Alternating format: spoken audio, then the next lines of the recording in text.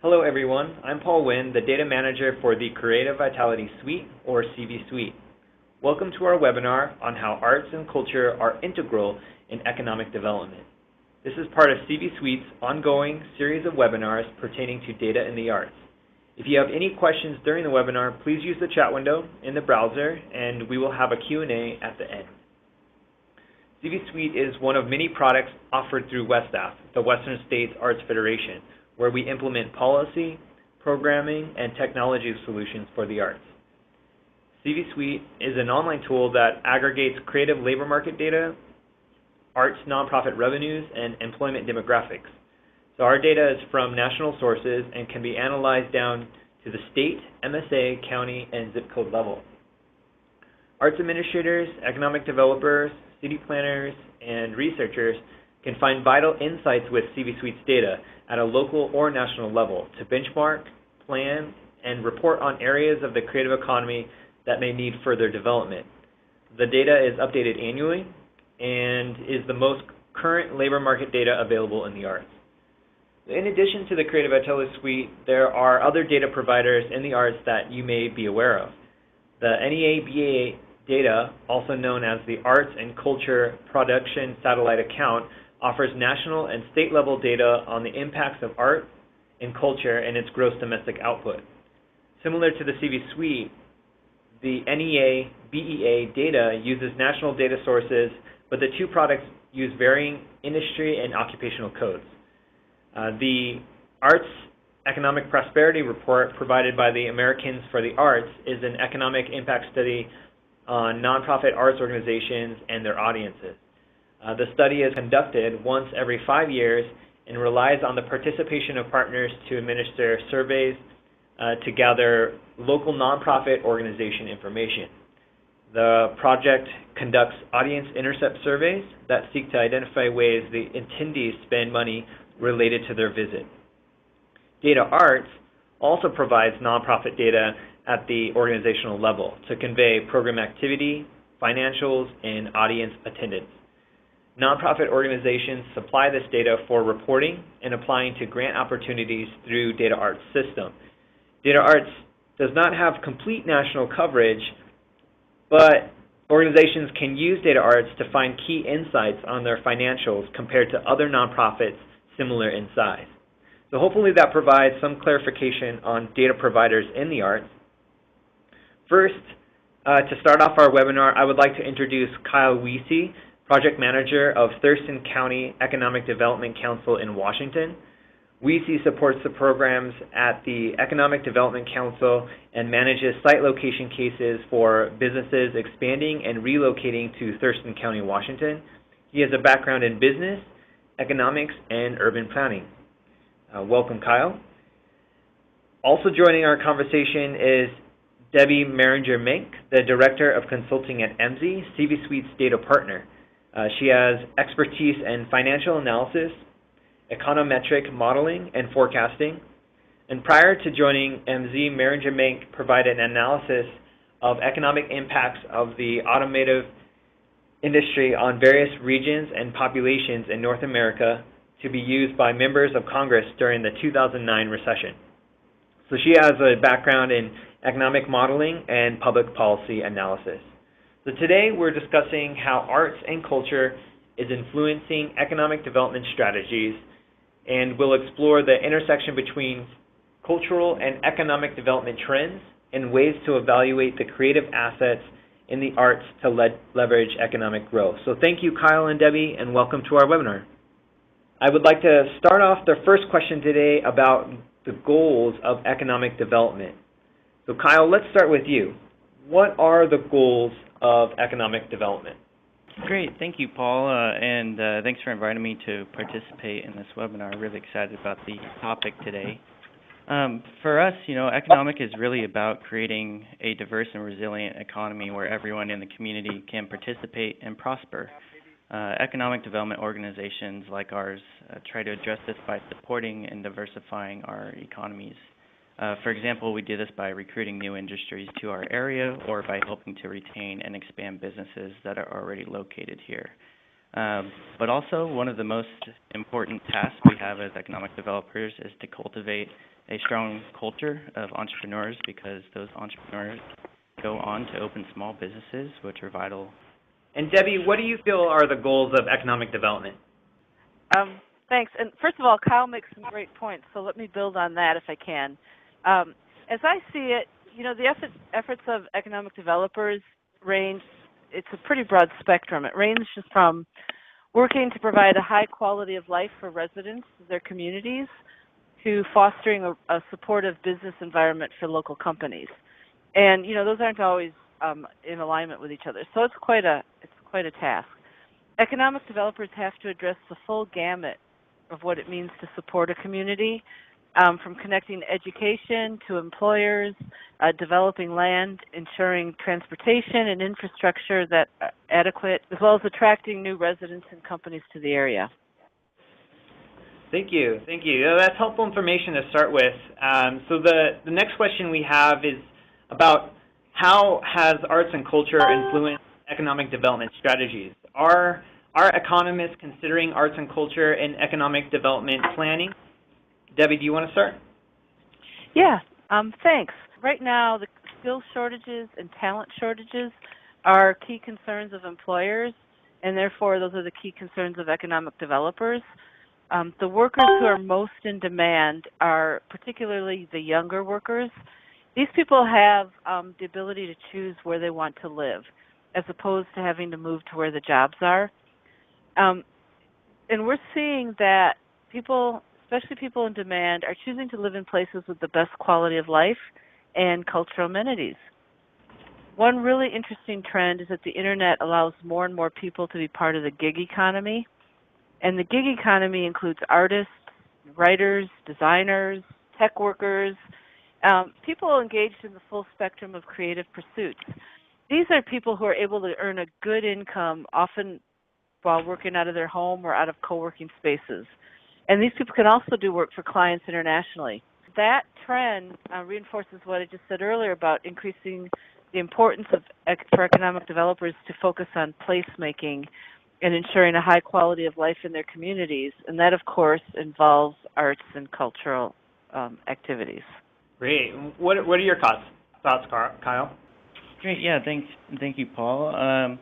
So for me, I live centrally located between Seattle, Washington, and Portland, Oregon. And we have always had a vibrant art community here, but recently I've noticed an extra emphasis being placed on attracting artists and cultivating the culture to support them. And when I first started working in economic development, the majority of this conversation revolved around arts, but not really as much around culture. And so we know now that these things are intrinsic together. You don't magically get arts without a culture that values arts and supports a market for artists.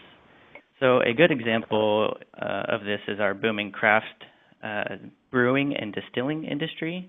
So by its very nature, this is an art form and a creative industry, but you also need a culture of people who value artistic work. They essentially go hand in hand.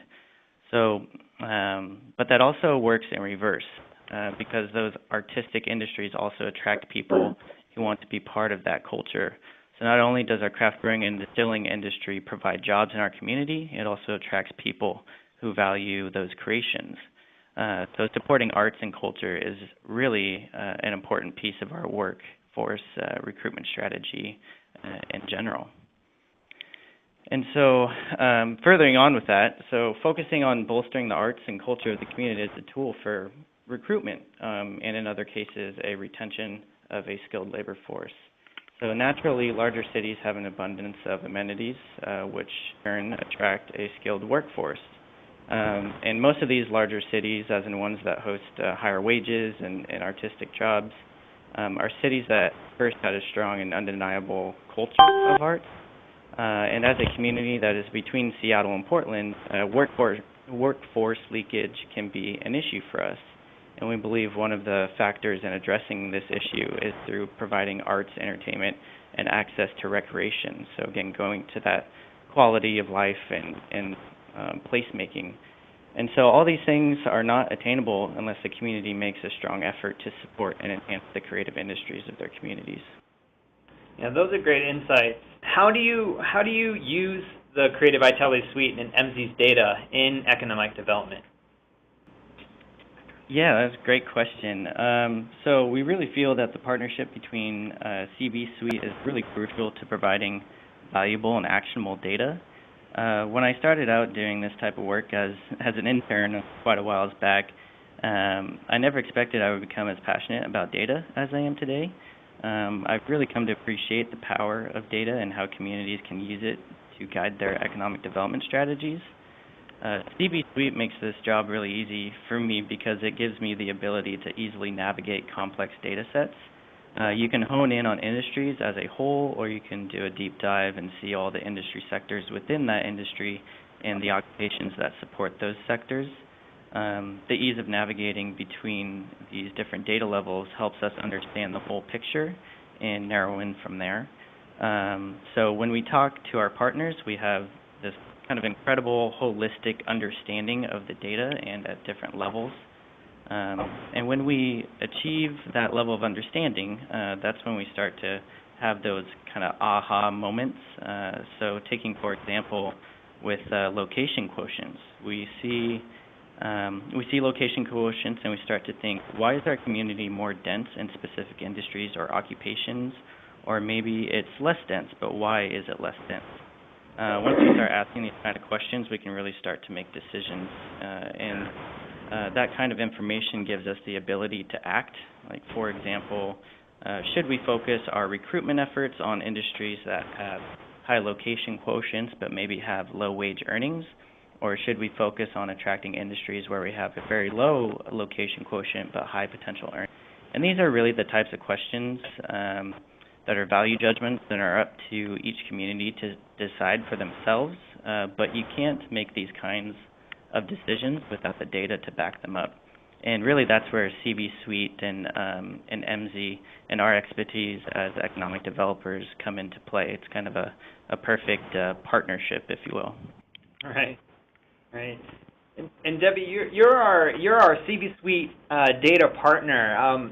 How do you think how is Emsi's data helpful in economic development and with the CVSuite tool? Thank you.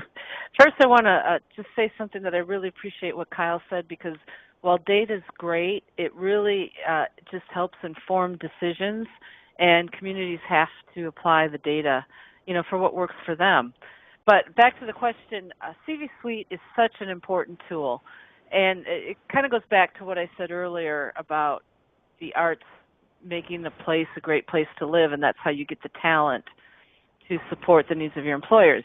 But the arts in many communities, and particularly in the smaller communities, are often thought of as hobbies, or they're comprised of volunteers. I'm thinking of things like community theaters here. And the value of the arts might not be considered because of that, and it could be overlooked. And the contributions of artists and arts organizations have not necessarily always been well understood by economic developers and planners. But the contribution to local and regional economies by creative industries and creative occupations has also not been very clearly quantified by traditional economic analysis or data gathering. But these contributions, in addition to adding to a higher quality of life, can be really economically significant. And we're seeing this, particularly in rural or smaller communities. So the CVSuite tool is just a powerful tool because it encompasses a broad and robust array of perspectives and data that quantifies the impacts of this creativity, these creative activities.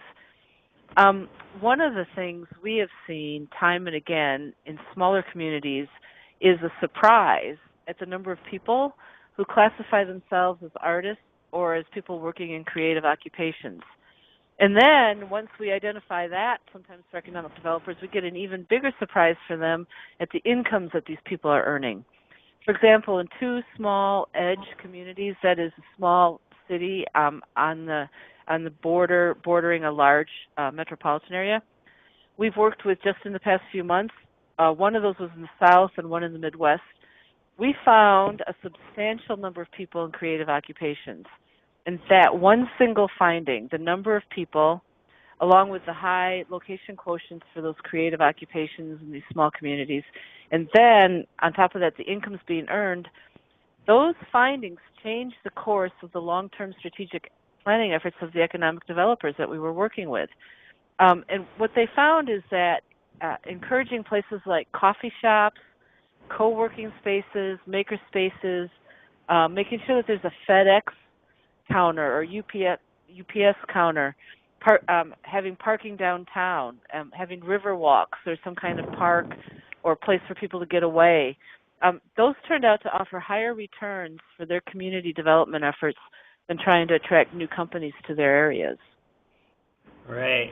Yeah, we're seeing, as data becomes more and more accessible, I feel that it's only going to improve and add more value to the arts and how we plan and strategize. So I'd like to move the conversation and talk about trends. And so, what are the major trends you're observing in the economy, and what has changed over the years?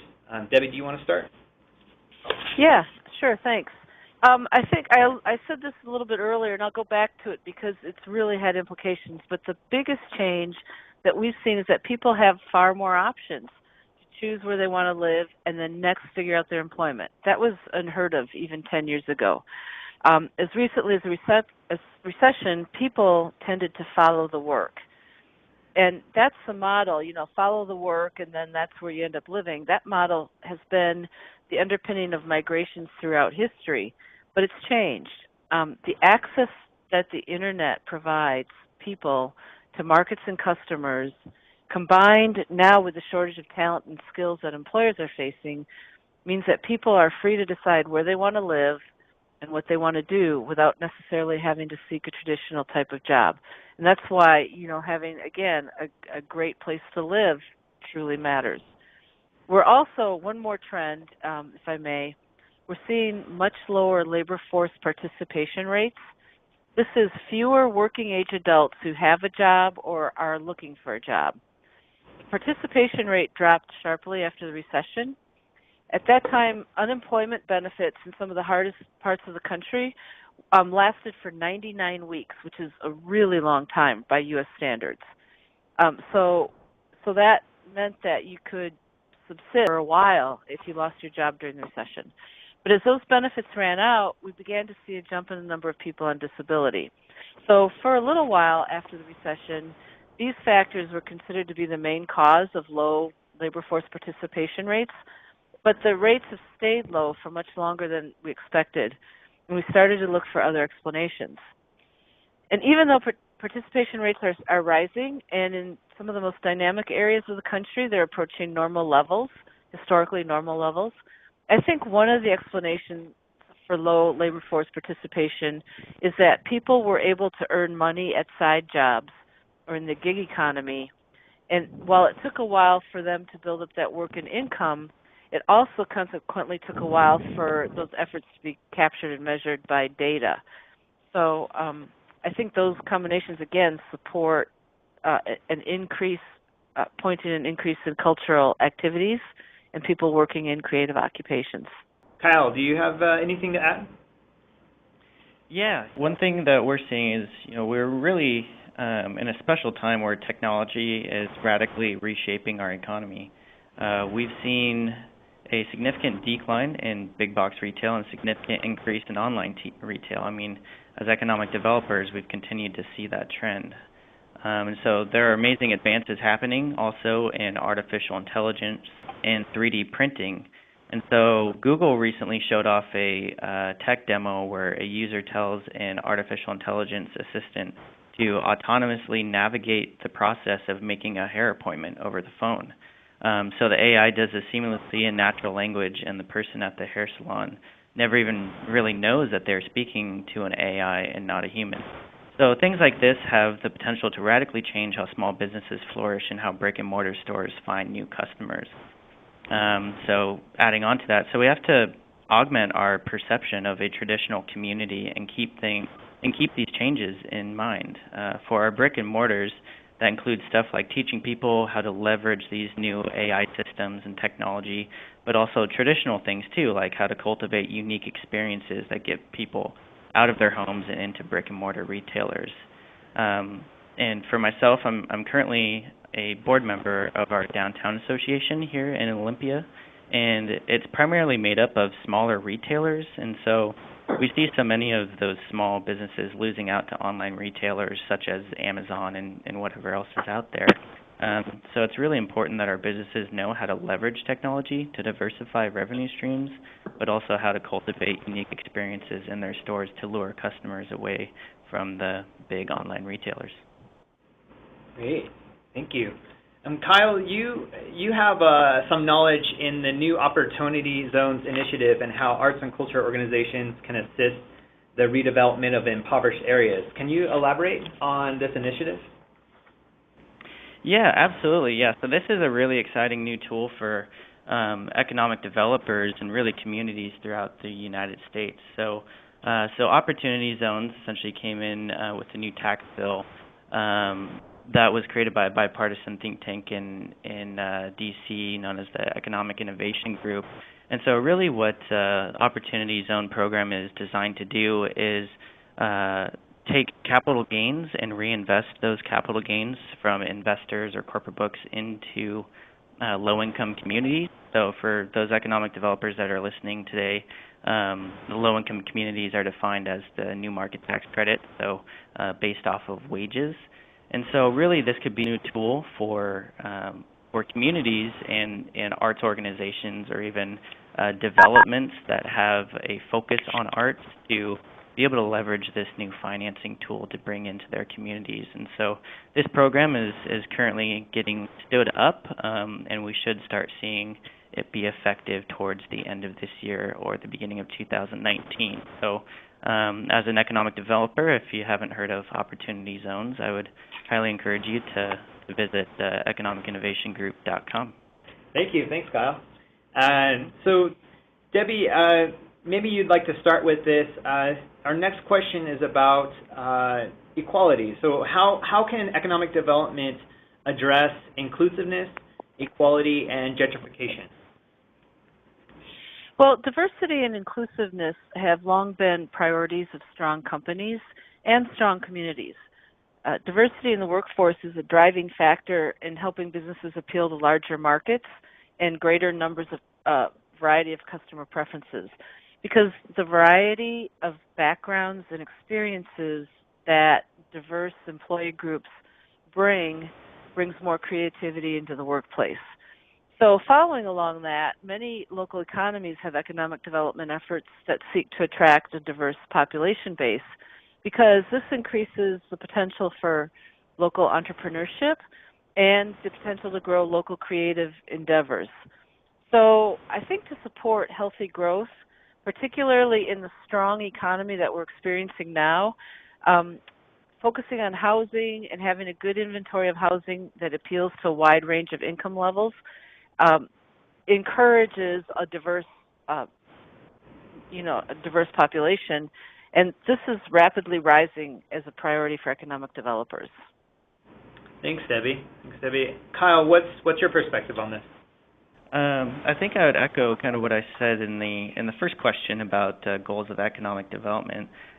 So economic development is really about creating prosperity for everyone. It's successful when it creates a diversified and resilient economy that allows everyone to participate in it. The real key is providing the kind of economy that enables everyone to participate and to have the ability to better their own outcomes.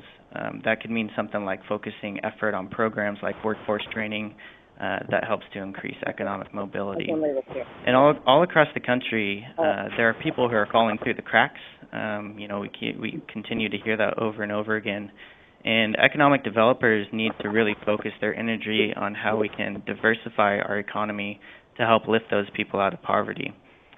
Sometimes economic developers, and kind of in more of the traditional sense, maybe not as much anymore, but sometimes economic developers just focus on their top performing industries, but that doesn't really do anything to give opportunities to people who don't participate in a singular or the kind of those top 2 or 3 industries, and it puts your community at risk of at risk if there's a recession or an economic shock of some kind. So you have to look at it in a holistic way. It really takes small businesses, big businesses, government, and the nonprofit world all working in concert to get it right. But when you can get all of those forces aligned, some really powerful results come out of that. Sometimes it's just seeing the bigger picture. To take the example about artists and cultivating arts and culture both equally, you can't do one without the other. How can you attract a qualified workforce that values art if artists can't even afford to live in your community? We've seen communities try to tackle this by creating subsidized housing for artists to keep them in the area because they are foundational to the creation of a community's sense of self and cultural identity. And so really, economic health is social health. Ultimately, we do the work we do to increase opportunities and outcomes for people, and it's really important that we keep sight of that. Right. Thank you. Thank you both.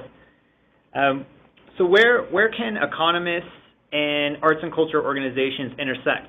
How can arts and culture interests become involved in project-based and long-term planning? And what advice do you have for state and local municipalities that want to have a seat at the table? Kyle? Yeah, so this question for me looks at two sides of the coin, with one side being driven by artists and individuals who create arts and culture related organizations that focus on driving forward the creative industries in a community. And the other side of the coin is from municipalities, or it could be towns or neighborhoods or even the state at some levels. These two come together in the planning process. Many times this is done through a strategic planning process led by the governing body, again, municipalities, which is tasked with inviting key stakeholders to the table. Artists and creative industry-related organizations must be invited to this table to help influence the planning of their city. And as an example, the city of Olympia recently took on a full downtown strategy process, which lasted over a year, about a year and a half. It was quite an extensive process. And because artists and arts-related organizations were represented at the table, the city of Olympia now has specific arts and entertainment districts in downtown Olympia, and these really focus on enhancing these sectors in key parts of our downtown core. And then, lastly, just to kind of answer that question, Paul, I'll end with advocating that artists and arts-related organizations must be invited and represented at the table during any type of state or local long-range planning. And Debbie, what's your experience with how arts and culture organizations can intersect with economists? I think that I'm going to echo what Kyle had to say and just build on it as well. Okay. Is that I think that arts and culture organizations are as experienced, if not even more experienced, at project-based planning. Many creative endeavors, and think here of like putting on a show or a new exhibit or launching a book. These are all projects. And certainly those people in the arts and culture areas are accustomed to working within a budget.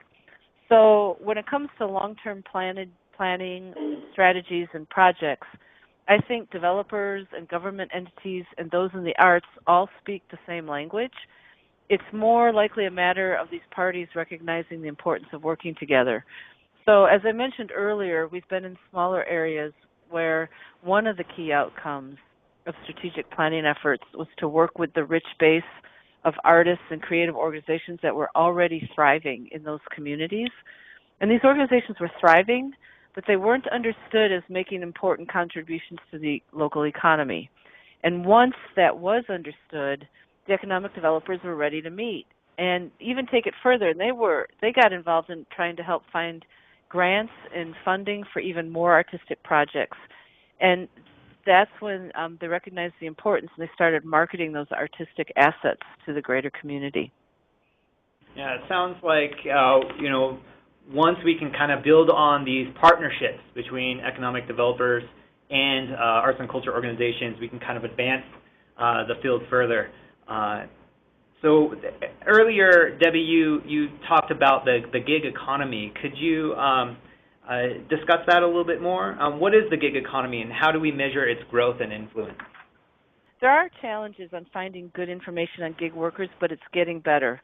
So we have a couple of approaches. there's something called extended proprietor information, and this is people who are earning money on the side.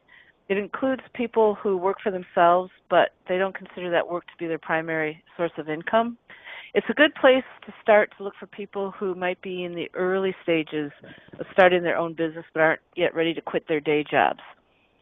Then we have data on those people who are self-employed who consider that to be their main income source. This data classifies the self-employed by industry type and by occupation. So that's a good way to begin to understand the number of people in various creative occupations. At Emsi, we have one new tool that we think has a lot of promise, and it's called Workforce Insights. This is data, it's profile information on 110 million workers in the United States, which is about 2/3 of the U.S. labor force. The profile information that we have can be searched using keywords, so we can get a lot more specific data on what people are doing for a living, well beyond traditional occupation classification codes. We can find out quite detailed information about jobs, titles that people give themselves, wages, location, education, skills. All the stuff, all the information that's really hard to pin down just using traditional government data. But beyond Emsi and beyond the government, a couple of things that I typically look at are the survey data by Freelancers Union, and I would just suggest Googling it. As the number of freelancers grows, there's a lot of interest by many parties to understand who these people are. And the Freelancers Union has built a good reputation and a good methodology for surveying freelancers. It compiles the data so far, and so far it has published the study, and the underlying data and methodology are all free and available via the website.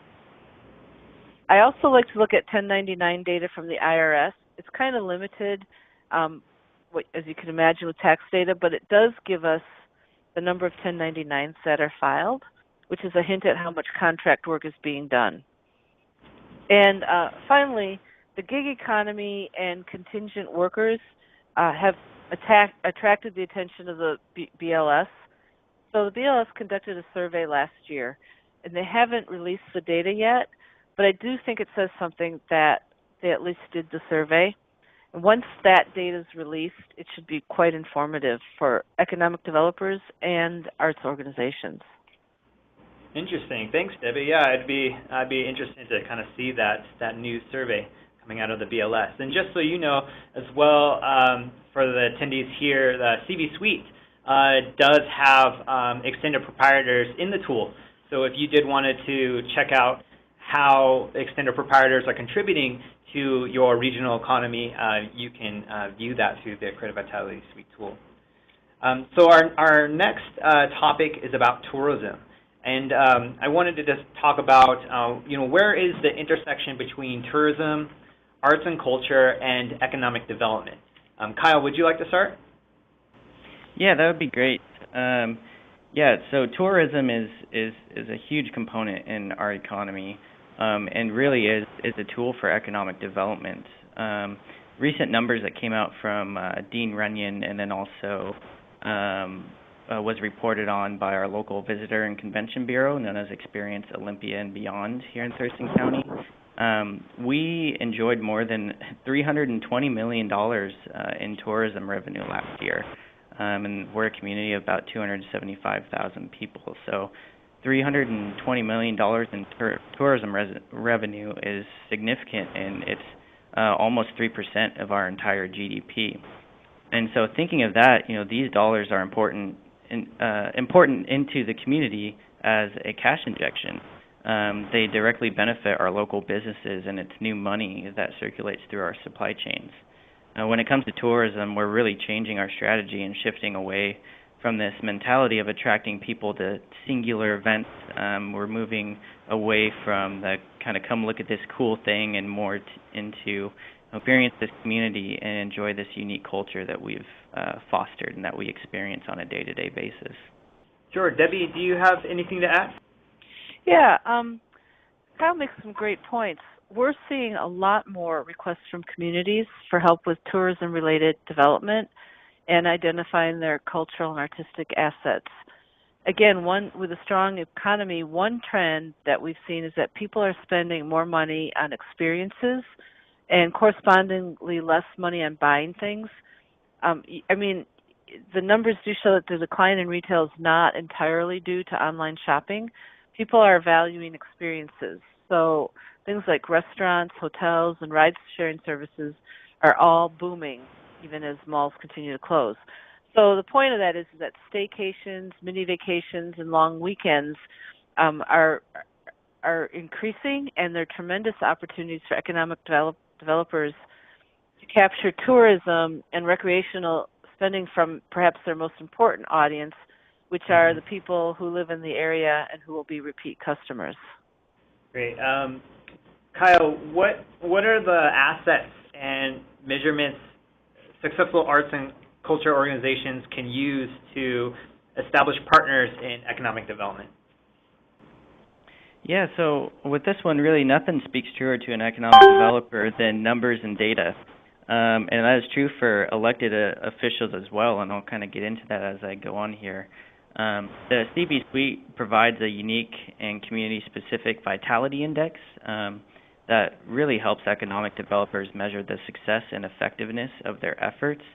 So we use the Vitality Index to engage with the local municipality in our area, which was the city of Olympia and also the capital of Washington State here. And we helped provide them with the data they needed to enhance their arts and culture of their city. And all of the data that we provided for this project came from CVSuite, and it has been quite successful, and so it has spun off into a much larger initiative called Arts, Culture, and Heritage, also known as ARCH for short. And the city has really taken this initiative upon themselves. So the data that we provided them has been key in supporting city staff and then also council member efforts to allocate resources to arts and culture, and has been a real net positive impact on the city at large. We see that impact through tourism and the creation of art spaces and community collaboration spaces, just to name a few. Debbie, do you have anything to add? The artists themselves are tremendous assets to communities. And so to, again, get the attention of economic developers and help them understand that, the skills of those in the arts are really important to highlight. So one area we focus on that our clients are keenly interested in is skills transferability. That is, for the labor force that you have in an area, what are the different industries that people can work in? And artists and those in creative pursuits have skills that can be applied to many occupations and industries. So, for example, I was at a presentation where GM, General Motors executive in charge of product design, stood on the stage and said he was more interested in hiring artists than engineers. And why that makes sense is that once the mechanics of a product or a process or software, once those mechanics get worked out, which is what the engineers do, the user experience is the key.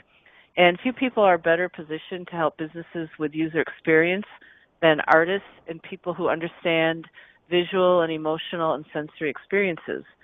So to measure these assets, if there are schools or programs for the arts or cultural endeavors that are turning out graduates into good jobs and incomes, showcase those and talk about the variety of work that graduates go into after they complete their programs.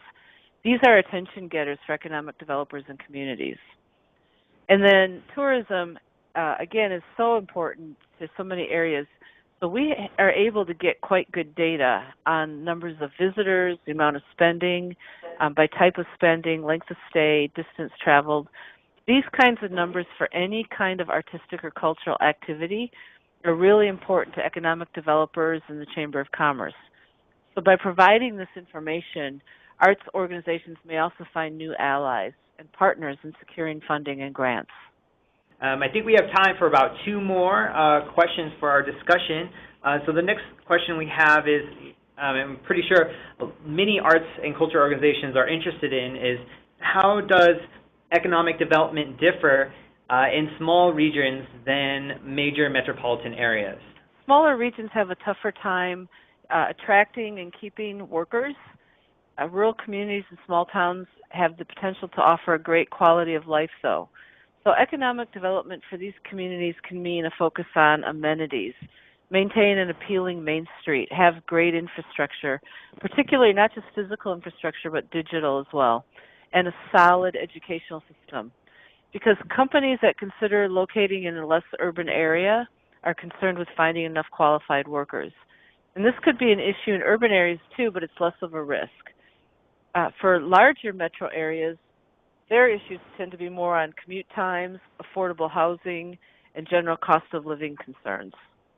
Those are bigger issues than for smaller towns. Kyle, what do you think?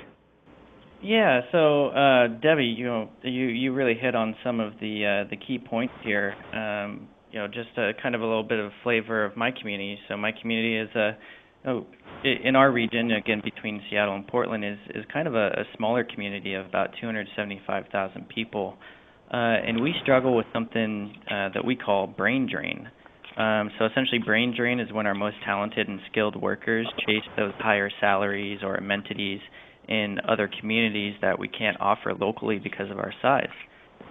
Brain drain is a consistent struggle that our employers share with us. So essentially, workforce development is a key component to any economic development strategy, because without a high-quality workforce, our employers struggle. And so economic developers will generally focus on their key industries. Generally, they're the ones that make up the majority of the local GDP, usually the higher wage jobs, and they have a great economic multipliers. And these are important regions to focus on, but if you want sustainability to protect your community from economic shocks, you really have to intentionally diversify your economy. So kind of a theme here from me throughout this is really diversification of our economy. And our last question we have today is, aside from arts and culture, what else helps stimulate and revitalize a region? What other economic indicators should arts leaders be tracking? Debbie, would you like to start off? Yeah, sure. So when I'm trying to understand what's happening in an area, there's some key data points that I look at. Key industries, as Kyle mentioned, that's really important. I do want to know what the labor force participation rate, because if it's much lower than average, then I want to understand what the population is doing. Is it older? Does that signify that there's a lot of retirees, or what else is happening? In some areas, it can mean a lot of working age people have very high barriers to employment, such as the opioid addiction or illiteracy. So following on the heels of that, I'm going to look at the education levels of the workforce, household income, population diversity in terms of ethnicity and age cohorts, and commuting patterns. Are people leaving the area, or are they driving in? And then I'm going to want to know the most prominent occupations. So these variables pretty quickly can show whether a community is thriving and offering opportunities for a diverse population, or whether it is struggling and just has very limited appeal to residents or businesses. So what stimulates and revitalizes a region faster than other efforts that we've been involved in is bringing businesses and educators together. We've been in communities where the educators and businesses have never gotten together, and we've brought both groups to the table, and all parties, all of us, were stunned at how much they accomplished just by working together. Sometimes it's just as simple as a teacher reaching out to businesses for support and sponsoring a project, or providing a tour, or giving supplies to the classroom, or maybe even offering internships. But other times it's a more formal effort. Bringing the two parties together means that businesses can better explain what they do and the kinds of skills that they need to the instructors, so that the instructors can tailor their programs better. But at the same time, educators can garner much needed support from local businesses. To me, this seems like a simple thing, but I've seen some amazing success stories when it happens. And this coming together doesn't always happen, so I think it's something that economic developers can foster. Did you want to add anything here, Kyle? Yeah, that would be great. And you'll see kind of some themes here that Debbie just mentioned as well. So recently our organization went through this whole community-wide process to essentially bring together our community to focus on how we come together as a community to move forward economic development initiatives and come together and really strategize. So that was a real robust effort in our community, which included public partners, private partners, nonprofit, just interested citizens, kind of some of those decision makers and really important organizations and individuals in our community. So through a series of meetings and coming together and sharing kind of a vision, this created the Thurston Community Economic Alliance. So it's really the first time that our community had come together and done something like this. And so the mission of that alliance is to foster shared community prosperity through coordinated and leveraged community and economic development activity as manifested through an economic development plan and policy framework. And so through that kind of came 5 focus areas as a community that everybody kind of got behind, and we have various different people leading these efforts. So those 5 focus areas, the first one is career pathways and workforce readiness, and that's led by the CEO of our local Workforce Development Council. And then the second is target industry growth and innovation, and that section is led by myself. And then the third is small business and entrepreneur resources. That's led by the director of our Center for Business Innovation. And then infrastructure policy and funding coordination. That's led by the CEO of our local Chamber of Commerce. And then brand development, partnership, and communication is led by the CEO of our local Visitor and Convention Bureau. And so just wanted to kind of give you a flavor of all the people that are really kind of behind this strategic community effort. And so how we're tracking our success is, each one of these various different areas have topics, multiple topics within those areas that we're all trying to move forward as a community.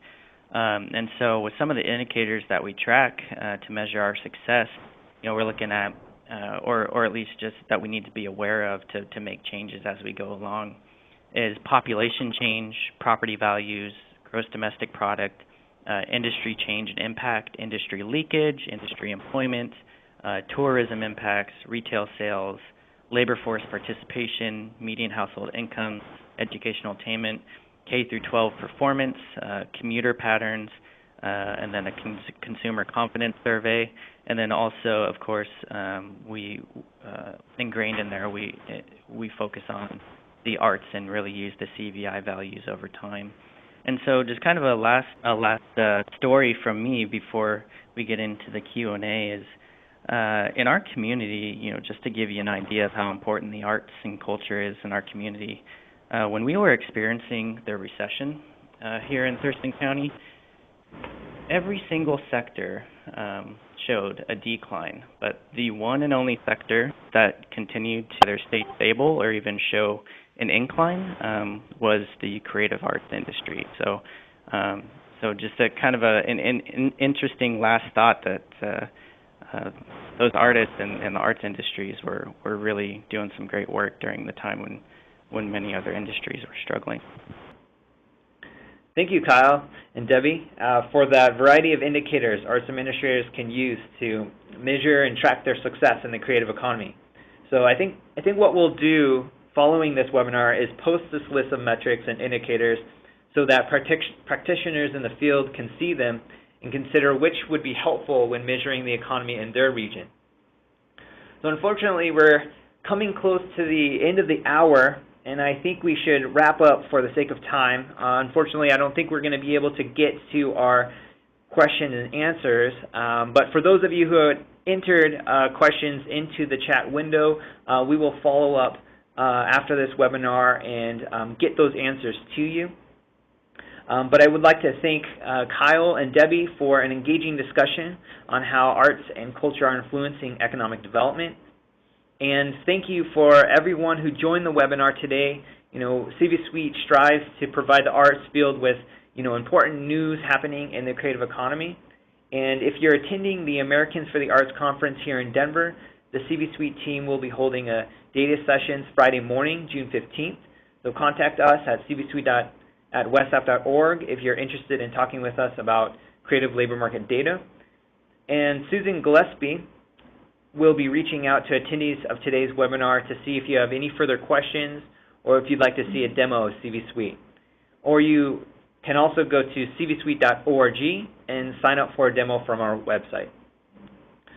So thank you very much and enjoy, and we really appreciate having you here today. Thank you and take care.